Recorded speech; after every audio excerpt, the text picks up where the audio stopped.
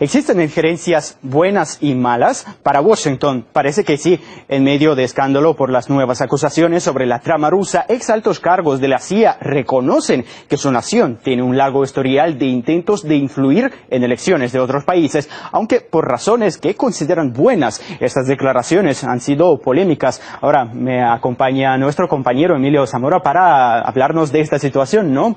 ¿Qué puedes decir? Así es, un tema que llama mucho la atención y bueno, ya no estamos hablando, por así decirlo, de injerencia rusa, Semyon, puntualmente, sino más bien de la injerencia estadounidense que tú muy bien has mencionado. Y bueno, tenemos que obviamente citar al ex director de la CIA, quien ha corroborado aquello en una entrevista muy polémica que por supuesto también fue eco en diferentes medios de comunicación que ya estamos viendo ahora mismo. ¿Qué fue lo que dijo el ex director de la CIA? Te invito a ver sus declaraciones. We don't do that now, though. We don't mess around other people's elections, Jim. Only for a very good cause. Can you do that? Do a Vine video on a former CIA director. Only for a very good cause. Okay. Ahí lo escuchamos, él lo dijo, ¿no? Fue textual. Solo por una buena causa cuando se le pregunta sobre la injerencia estadounidense en diferentes países. Destacar también que esas declaraciones también van de la mano con otros criterios que vienen más bien esta vez de otra de las personas que también trabajó en la CIA. Aquí estamos viendo la imagen de esta persona, Lodge K. Johnson.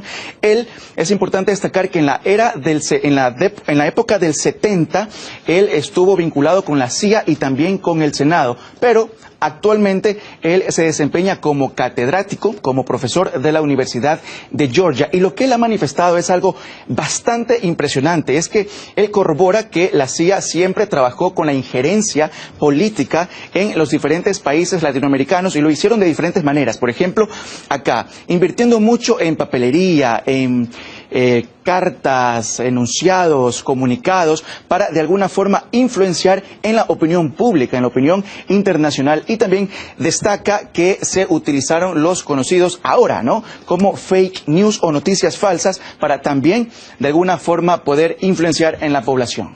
Entonces, Emilio, para entender un poco mejor esta situación, me gustaría saber cuáles son los ejemplos de la injerencia de Estados Unidos concretos y de qué países estamos hablando. Bueno, haciendo un repaso por la historia y a lo largo de todos estos años, estamos hablando de muchos países, por ejemplo, Italia, como por ejemplo Serbia en el 2000, cuando se buscó desestabilizar a su líder en Serbia. Si tenemos que hablar de otros países, como por ejemplo Afganistán, Irak, en donde se realizó un golpe bastante fuerte, pero de alguna u otra manera no tuvo mayor efecto. Si tenemos que hablar de países latinoamericanos, ¿no?, de habla hispana, por ejemplo Nicaragua, cuando es conocido en archivos desclasificados de la CIA que se buscó crear historias de corrupción en contra de la izquierda sandinista, hablando propiamente de Nicaragua. ¿Qué ocurrió, por ejemplo, en Chile en 1964, cuando la CIA, según también archivos desclasificados, se buscó respaldar al en ese entonces candidato a la presidencia, cuyo nombre es Eduardo Frei, le ganó a Salvador Allende?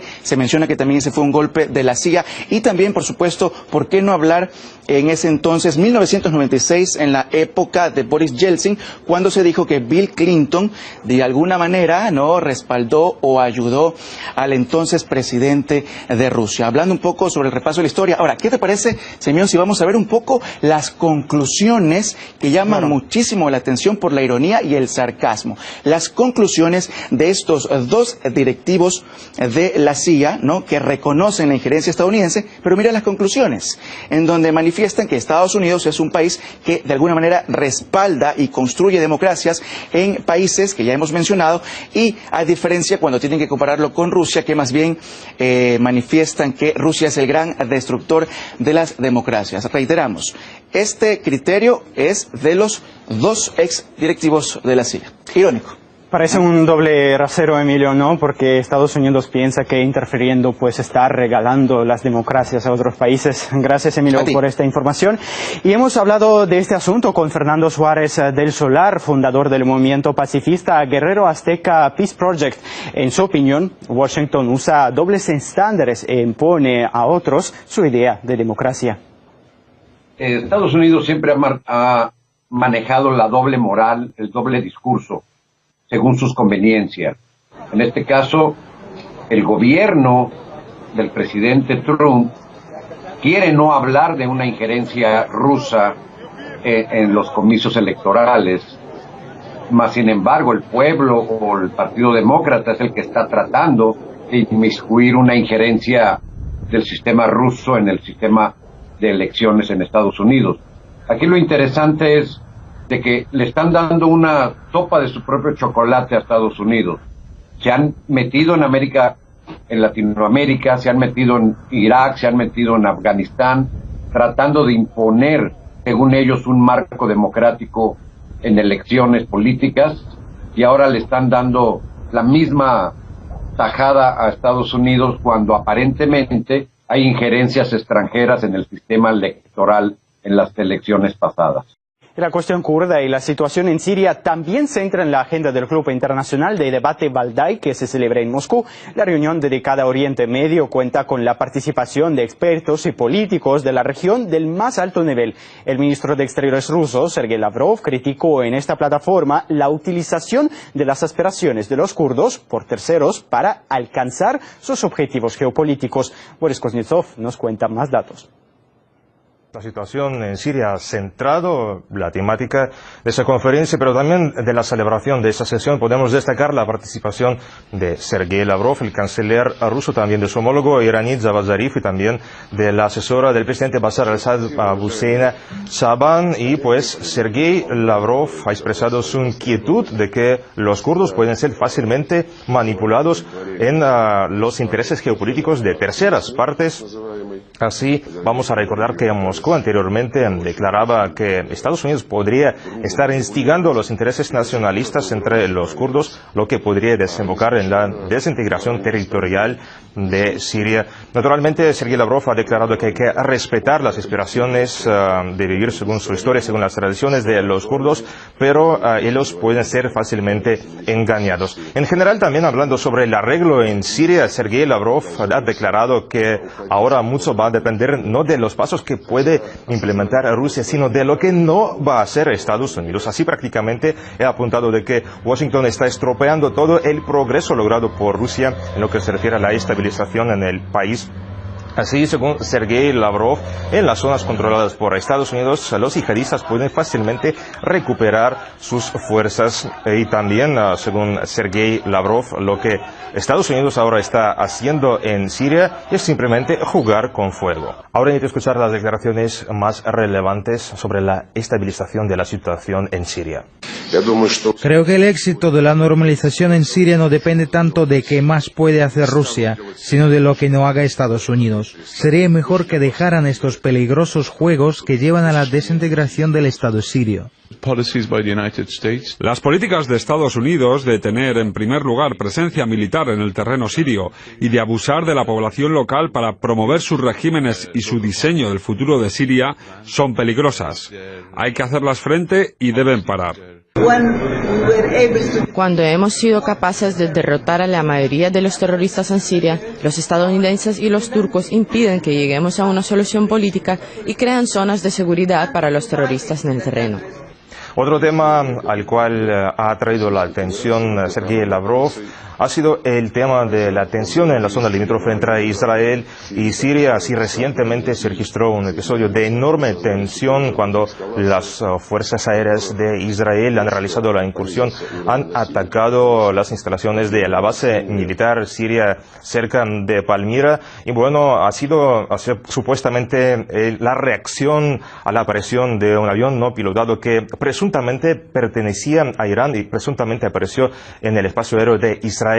Más tarde Israel perdió como resultado de la operación a su avión y después decidió también atacar las instalaciones de las fuerzas antiaéreas cerca de Damasco, destruyendo también muchos objetivos. También, como más tarde comentaron en el ejército israelí, ha sido la confrontación de mayor envergadura desde 1982 con las instalaciones de las fuerzas antiaéreas sirias. Así, Sergei Lavrov ha declarado que hay que indagar, que hay que conocer con exactitud qué es lo que pasó, hay que tener las pruebas sólidas, no creer en lo que aparece en la prensa de Estados Unidos, de Israel, y naturalmente el organismo que dispone de las herramientas para apaciguar y tranquilizar la situación es la ONU, y solamente a través de la ONU hace falta resolver esta situación.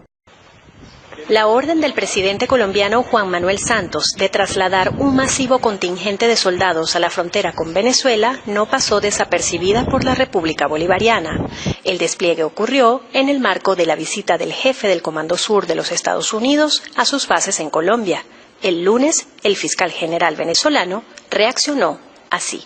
Desde Colombia, y así lo denuncio como presidente del Poder Ciudadano y fiscal general de la República, se está planeando nada más y nada menos que reeditar épocas ya canceladas en la historia de la humanidad, como es el bombardeo militar, como es la invasión militar, como es la ocupación a sangre y fuego de un país pacífico como Venezuela. Eso no lo vamos a permitir.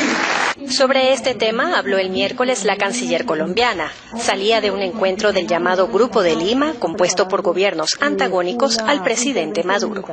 Lo dijo el comandante general de las fuerzas militares, tenemos suficientes problemas en Colombia, en los cuales nos estamos ocupando para pensar en una intervención militar en Venezuela. Jamás lo hemos pensado.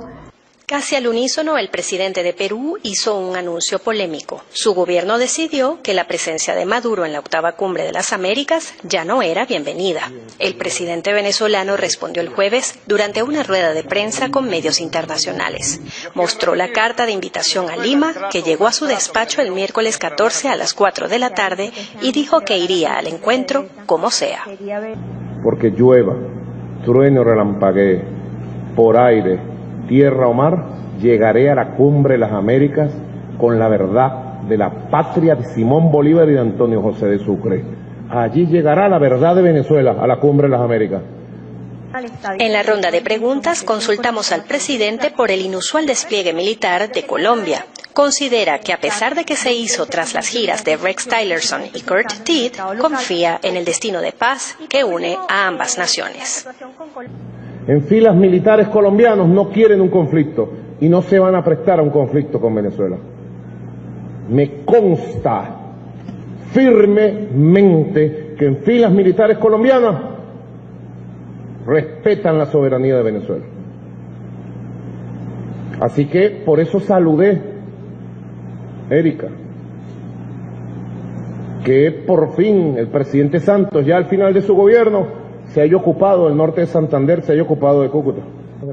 Sin embargo, denunció que hay el interés de azuzar un conflicto binacional. Y el viernes, el ministro de Interior alertó en redes sociales sobre un grave y peligroso plan que se ha detectado para crear falsos positivos en la frontera.